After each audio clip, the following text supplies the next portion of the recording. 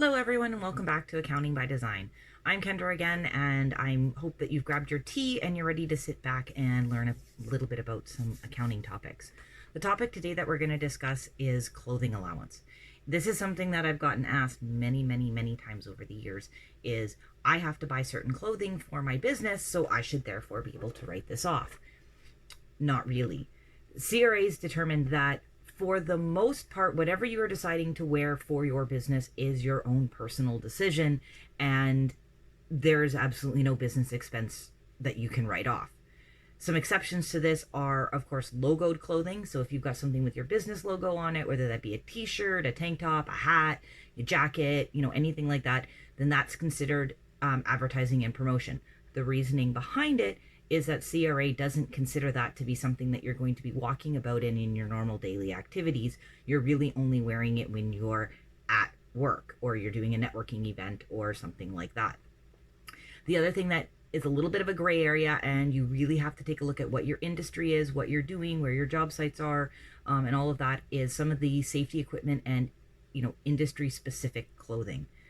Occasionally things like the safety boots are acceptable. Things like coveralls, if you have to wear, depending again on what industry you're in, may be something that you can write off. So most of the time, absolutely nothing can get written off for clothing unless it has your business logo on it. Like I said, there are some additional exceptions. One of the reasons why this is not allowed, and there's been some people who've actually taken this up to the Supreme Court and with CRA and argued the point with CRA, and one of the cases that I'm thinking of happened back in the late early 2000s, about 2008 or 2010, something like that. And what it was there was this person who was trying to write off about $8,000 worth of business clothing. So this included business suits, like $1,000 business suits, the few $100 dress shirts and the ties and the shoes and everything like that. And their argument was that they had just opened with, their partnership had just opened up this brand new office in the heart of downtown Vancouver. So they needed to, because they were around all of these professionals, that they needed to dress up and look the part. Well, CRA's determination was, no. Just because you're around these professionals, it's your own personal choice to go out and spend $1,000 on a business suit. You could have gone and spent $200 on a business suit. You could show up to work in jeans, right? Maybe it doesn't work for your industry, but CRA's determinations is that it doesn't really matter what you're doing, where you are, but spending $8,000 on business suits is not a business expense regardless of where you're working.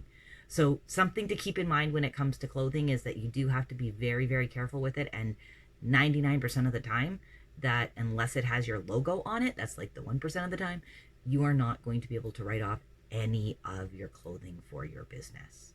If you have any questions about this topic, please, in your specific circumstances, please reach out to your tax accountant, or if you don't have one and would like to speak to me in more detail about your specific circumstances, please follow the links down below and reach out to me. And or if